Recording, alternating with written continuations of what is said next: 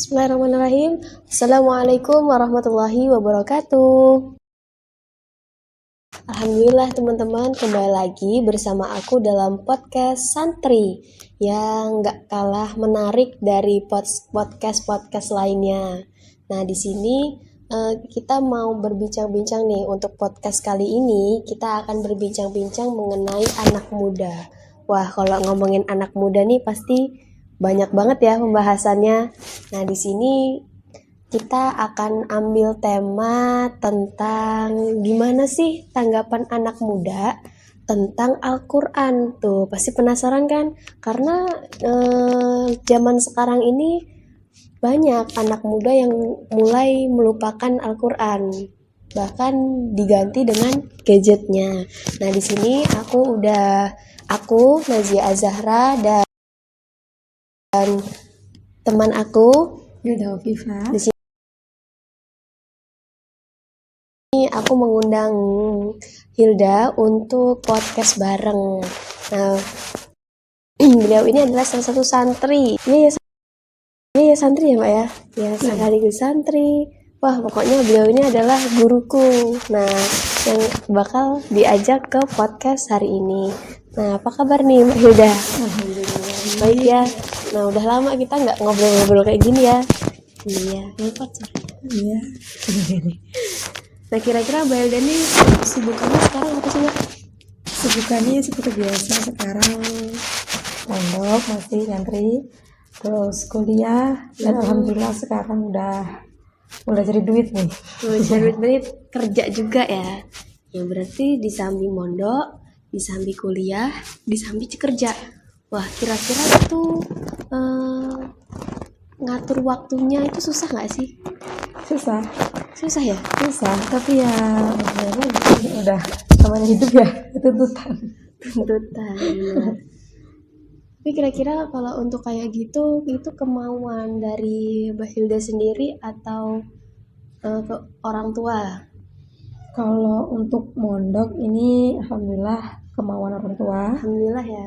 Terus kalau untuk kerja ini kemauan sendiri. Ya gimana, udah besar. Jadi ya sebisa mungkin untuk sedikit meringankan beban orang tua. Bener banget. Jarang ya pemikiran anak muda yang kayak gini. Karena kalau di luar sana kebanyakan, wah mumpung masih ada orang tua, udahlah santai aja gitu. Nah, Mbak Hilda, kira-kira nih kan seperti tema kita ya hari ini tuh tanggapan anak muda tentang Al-Quran. Oh ya, sebelumnya Mbak Hilda mondok di mana? Mondok di Pondok Pesantren Raudhatul Quran. Oh, Raudhatul Quran. Ada yang tahu nggak teman-teman? Gak ada ya? Gak ada ya? Komen di bawah. Raudhatul Quran itu tepatnya di Metro lah ya? Ya, di Metro, di 16C. Berarti pas banget nih sama pembahasan kita di pagi hari ini tentang bagaimana sih tanggapan anak muda tentang Al-Quran. Nah, kira-kira nih Mbak, kalau melihat anak-anak muda zaman sekarang ya gimana sih tanggapan Mbak Hilda mengenai kesibukan itu tapi masih sempatnya untuk membaca Al-Quran, bahkan menghafalkan Al-Quran. Okay. Jadi kalau kita lihat sekarang nih ya, anak-anak muda tuh kayak udah bukan melupakan sih, lupa sih enggak, cuman udah jarang gitu yang menjadikan Al-Quran itu sebagai bacaan sehari-hari. Benar. Bukankah Al-Quran itu adalah sebuah pedoman? Jadi kalau emang Al-Quran itu pedoman, ya harusnya kita baca. Ya enggak? Kalau anak-anak sekarang ini, kalau kita lihat dari teman-teman sendiri nih ya, jarang gitu yang jarang gitu yang membaca Quran gitu. Tapi ya kita sebagai anak muda, ya sebisa mungkin kita sadar mengingatkan kepada teman untuk ya ayo kita baca Quran. Katanya Quran pedoman, kok gak pernah dibaca? Loh, pedomannya jadi apa? HP? Ya emang sekarang anak muda tuh banyak yang lebih excited kalau megang HP. Iya benar. Nah, Mbak Hilda, sebelum podcast santri ini tutup nih, kira-kira boleh nggak minta motivasi untuk anak-anak muda di luar sana? Jadi motivasi untuk anak-anak muda zaman sekarang, ya namanya bergaul atau gaul itu boleh. Yang penting tentunya dalam bergaul kita ada batasan-batasan sesuai syariat Islam. Benar. Dan untuk anak-anak muda zaman sekarang, jangan lupakan Al-Quran, karena Al-Quran itu pedoman dalam kita menjalankan kehidupan. Yang Al-Quran sekarang masih di lemari, masih Sampai tertumpuk, berdebu. sampai berdebu, yang masih tertumpuk rapih gitu ya di barisan para buku-buku tuh, coba diambil dan mulailah dibaca.